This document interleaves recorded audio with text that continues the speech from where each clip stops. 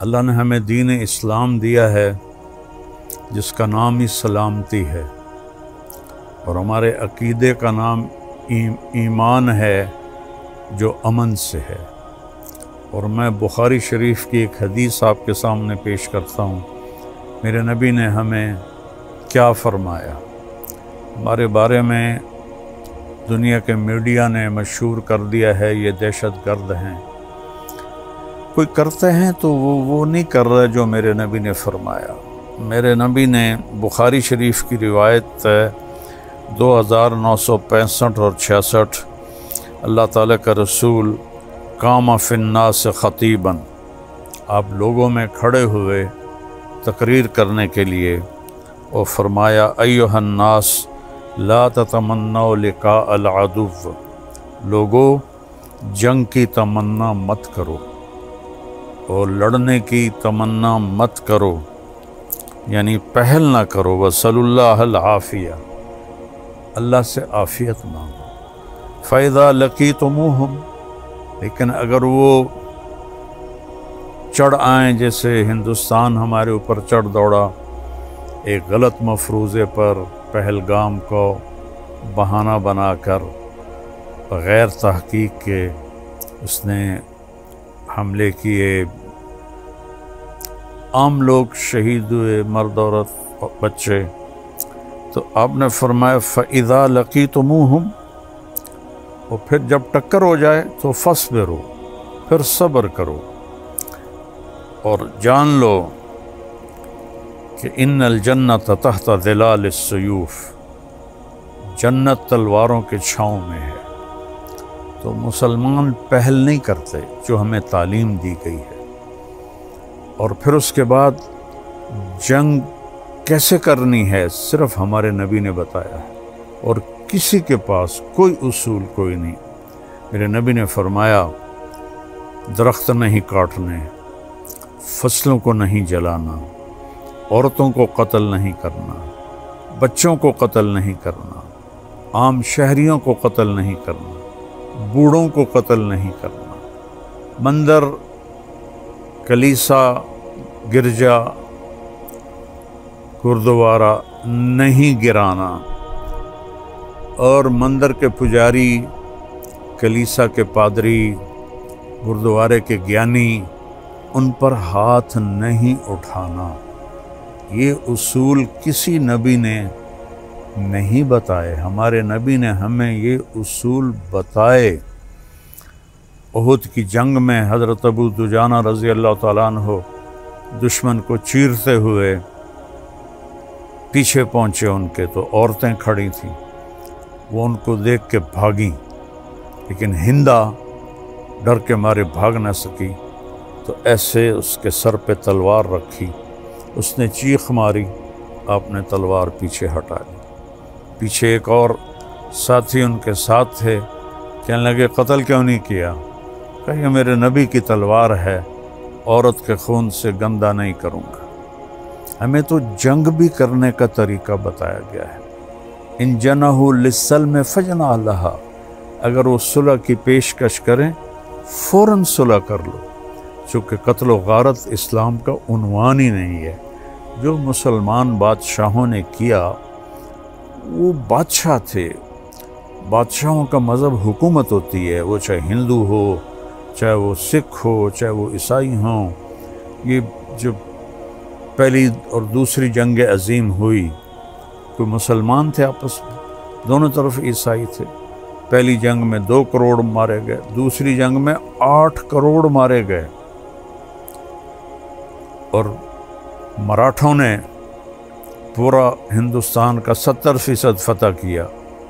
ان کی تلوار مسلم غیر مسلم میں تمیز نہیں کرتی تھی، سب کی گردنیں اڑاتے تھے وہ۔ اور اس لیے جب ان کو پانی پت کی لڑائی میں شکست ہوئی، تو پانی پت کی عوام، ہندو عورتیں، مرد، مسلم، لاٹھیاں تلواریں لے کر ان کے پیچھے بھاگے تھے ان کو قتل کرنے کے لیے۔ صرف اسلام ہمیں یہ سبق سکھاتا ہے، کوئی اس پر عمل نہ کرے تو وہ کوئی دلیل نہیں ہے۔ میں نے آپ کو بخاری شریف سے، جو ہماری قرآن کے بعد سب سے ایتھنٹک کتاب ہے، اس سے میں نے حوالہ دیا ہے۔ کہ میرے نبی نے فرمایا ہم لڑنا نہیں چاہتے، ہمارا مقصد لڑائی نہیں ہے، ہمارا مقصد ہے تم کلمہ پڑھ لو، ایمان لے آؤ، مسلمان ہو جاؤ، ایک رب پہ ایمان لے آؤ۔ 33 کروڑ دیوی دیوتا، یہ بھی کوئی عقل میں آنے والی بات ہے؟ تو خیر میں مذہب کی طرف نہیں جاتا، میں یہ کہنا چاہتا ہوں کہ ہمارے کچھ لیڈر کہہ رہے ہیں کہ انہوں نے ہماری مسجدیں گرائیں، تم ان کے مندر گراؤ۔ نہیں، میں یہ ہرگز نہیں کہوں گا، میں اپنی فوج سے اپیل کروں گا کسی مندر کو مت گرائیں۔ انہوں نے ہماری عوام پہ حملہ کیا، 26 مرد عورت بچے شہید ہوئے ہیں۔ میں ہرگز نہیں کہوں گا کہ افواج پاکستان عام شہریوں پر حملہ کریں، عام شہریوں کو قتل کریں۔ ہاں جو سامنے آئے وہ پھر اس سے وہ ہماری جان لینا چاہتا ہے تو ہم اس کی جان لیں گے، ہم عام شہریوں پہ ہاتھ نہیں اٹھاتے، بوڑھوں پہ ہاتھ نہیں اٹھاتے، عورتوں پہ بچوں پہ ہاتھ نہیں اٹھاتے، پادریوں پر، پجاریوں پر، گیانیوں پر ہم ہاتھ نہیں اٹھاتے۔ کسی مندر، گرجا، گردوارے کو چھیڑنے کا ہمیں حکم نہیں ہے۔ یہ اسلام کا پیغام ہے، اور اللہ کے فضل سے ہماری شکست بھی ہماری جیت ہے، اور جیت بھی جیت ہے، کیونکہ ایمان والا جب قتل ہوتا ہے جنت میں جاتا ہے، اور اللہ کو نہ ماننے والا، کروڑوں دیویوں کو ماننے والا جب وہ قتل ہوتا ہے تو وہ نرگ میں جاتا ہے، اس نے اللہ کو پہچانا ہی نہیں ہے۔ امام حسین علیہ السلام ہمارے بہت، میرے پاس الفاظ ہی کوئی نہیں، وہ اپنے 72 ساتھیوں سمیت شہید ہو گئے، شکست ہو گئی، یزید کامیاب ہو گیا، لیکن اللہ کی قسم کامیاب حسین ہے اور ناکام یزید ہے۔ زندگی موت تو ہمارا مسئلہ ہی نہیں ہے، تو اللہ کے لیے لڑتے ہیں، اللہ کے لیے مرتے ہیں، اللہ کے لیے جیتے ہیں۔ ایک جنگ میں لڑائی ہو رہی تھی، ایک طرف خالد ابن ولید تھے، ایک طرف دوسرا عربوں کا کفار کا لشکر تھا۔ تو کفار کے سردار نے پوچھا کیا بات ہے، ہم زیادہ بھی ہیں، وہ تھوڑے بھی ہیں، لیکن وہ ہمارے اوپر چڑھائی کرتے چلے جا رہے ہیں۔ تو ان کے سالار نے کہا ان میں سے ہر آدمی یہ چاہتا ہے میں پہلے مر جاؤں، دوسرا بعد میں مرے، ہم میں سے ہر ایک یہ چاہتا ہے کہ یہ پہلے مرے میں بعد میں مروں۔ اور میں نے ایسے ایک چھوٹا سا کلپ سنا، میں عام طور پہ سنتا نہیں ہوں، کہ ان کے گھروں میں لاشیں بھیجو تاکہ ان کے گھروں میں بھی چیخ و پکار مچے۔ اللہ کے بندو، ہمارے گھروں میں جب شہید کی لاش آتی ہے تو دیگیں چڑھائی جاتی ہیں، جشن منائے جاتے ہیں، پورے گاؤں والے آ کے مبارک دیتے ہیں کہ تم شہید کی ماں ہو، شہید کی بیوی ہو، شہید کے بچے ہو۔ یہ حال دعائی تو تمہارے ہاں پڑتی ہے، چونکہ تمہارے سامنے موت کے بعد کی زندگی کوئی تصور ہی کوئی نہیں ہے۔ ہم تو شہادت ہے مطلوب مقصود مومن، نہ مال غنیمت نہ کشور کشائی۔ ہمارا شاعر علامہ اقبال ہمیں سنا گیا، میرا نبی سنا گیا ہے۔ تو ہم ملک فتح کرنے کے لیے نہیں لڑتے۔ جو مسلمان بادشاہوں نے کیا وہ اسلام کا سمپل نہیں ہے۔ بادشاہ ہوتے ہیں، وہ ہندو، سکھ، عیسائی، دہریہ، ان کا کام اپنی حکومت قائم کرنا ہوتا ہے۔ تو میں اپنی افواج سے ہاتھ جوڑ کے اپیل کروں گا، کسی مندر پہ حملہ نہ کریں، کسی گردوارے پہ حملہ نہ کریں، کسی گرجے پر حملہ نہ کریں، کسی شہری آبادی پہ حملہ نہ کریں، ان کے فوجی ٹھکانوں پہ حملہ کریں۔ جب انہوں نے زیادتی کی ہے تو اب اللہ نے ہمیں اجازت دی ہے کہ ہم اس کا جواب دیں۔ ہم ظالم نہیں ہیں، ظالم ہندوستان والے ہیں کہ انہوں نے اس طرح ایک واقعہ خود کروایا اور پھر ہمارے اوپر چڑھائی کر دی۔ تو میں اپنی افواج پاکستان کے لیے ہاتھ اٹھا کے دعا دیتا ہوں، اللہ انہیں سلامت رکھے، اللہ ان کو ہر میدان میں فتح نصیب فرمائے۔ یہ ہمارے میں اللہ نے ہمیں یہ ہیروز دیے ہیں، ہمارا سپاہی بھی اتنا ہی قیمتی ہے جتنا جنرل عاصم منیر قیمتی ہے۔ ایک سپاہی شہید ہو ایک جرنیل شہید ہو، دونوں کا درجہ اللہ نے آسمانوں پہ بڑا رکھا ہے۔ تو لہٰذا ہائے ہائے، مجھے ایک بات یاد آ گئی، شمر کہنے لگا امام حسین سے ابھی تمہیں قتل کریں گے، وہ آگے ہنس پڑے، سبحان اللہ، اب الموت تخوفن، ارے پاگل، وہ مجھے موت سے ڈرا رہے ہو؟ موت تو ہمارے لیے پھولوں کا ہار ہے۔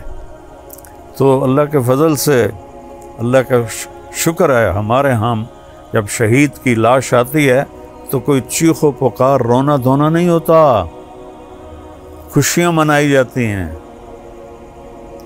حضرت معاذ عدویہ رحمۃ اللہ علیہ کے خاوند صلت بن اشیم اور ان کے 2 بیٹے تینوں میدان جنگ میں شہید ہو گئے۔ تو محلے کی عورتیں آئیں تو ایک دم حضرت معاذ نے فرمایا مبارک دینے آئی ہو تو بسم اللہ، اور اگر سوگ منانے آئی ہو تو واپس جاؤ، بھلا میں کیسے سوگ مناؤں، میرے تو 3 شہید تو مر کے زندہ ہو جاتا ہے۔ لا تقولوا لمن يقتل في سبيل الله اموات بل احیاء ولكنكم لا تشعرون، ہمیں تو زندگی ملتی ہے، لہذا ہمیں موت سے نہ ڈراؤ اور ہماری لاشوں پر خوشیاں نہ مناؤ، ہم تو تم سے زیادہ خوشی مناتے ہیں جب کوئی ہمارا شہید ہوتا ہے۔ تو میں افواج پاکستان کے لیے دعا کرتا ہوں، ایئر فورس کے لیے دعا کرتا ہوں، نیوی کے لیے دعا کرتا ہوں، سب کے لیے دعا کرتا ہوں، اور آخر میں ایک اپیل کرتا ہوں کہ یہ جو ہمارے ملک میں انتشار ہے سیاسی، اس کو اللہ کے واسطے ختم فرما دیں اور آپس میں ایک ہو جائیں۔ یہ اگر آپس میں بھڑنا بھی ہے تو دشمن سے نمٹنے کے بعد ابھی ایک ہو جائیں اور یہ سیاسی اختلاف مٹا دیں۔ اللہ آپ سب کی حفاظت فرمائے کہ آپ کی زندگی ہماری زندگی، آپ کی حیات ہماری حیات۔ ہم پہلے آپ کے لیے دعا کر رہے ہیں، پھر اپنے بچوں کے لیے دعا کر رہے ہیں۔ پاکستان زندہ باد۔ السلام علیکم ورحمۃ اللہ۔ میرے نبی نے فرمایا میری امت پہ آخرت میں بڑا عذاب نہیں ہے، میری امت کا عذاب دنیا میں ہی ہو جائے گا۔ کہ وہ کیا ہے؟ کہ وہ قتل ہے۔ آخری جو مارکہ ہوگا دجال کا اور حضرت عیسیٰ علیہ السلام کا فلسطین میں، تو لد کے مقام پر عیسیٰ علیہ السلام اور ان کا مقابلہ ہوگا۔ عیسیٰ علیہ السلام کو اللہ ایک معجزہ دے گا، ان کا سانس جسے بھی لگے گا، جس کافر کو، وہ مر جائے گا۔ ایک ہوا چلے گی جس سے سارے اہل ایمان مر جائیں گے، ایک کلمہ گو مسلمان دنیا پہ زندہ نہیں بچے گا، صرف غیر مسلم ہوں گے۔ تو ہمیں دیکھنے میں تو بڑا ظلم نظر ہے، ظلم ہے بھی صحیح، لیکن ہماری تو موج ہے، تو ساری جنت میں گئے۔ حقیقت میں دیکھو، ایک ہوتا ہے کامیاب ہونا اور ایک ہوتا ہے فتح پانا، ایک ہوتا ہے ناکام ہونا اور ایک ہوتا ہے شکست کھانا۔ یہ 2 الگ چیزیں ہیں، کامیابی الگ چیز ہے، فتح الگ چیز ہے۔ اللہ نے تو بے وفائی کی نہیں، ہم نے بے وفائی کی۔ اس کی مدد جو رکی ہوئی، یہ بھی اس کی مدد ہے۔ ہمارا شہید جنت میں جا رہا ہے،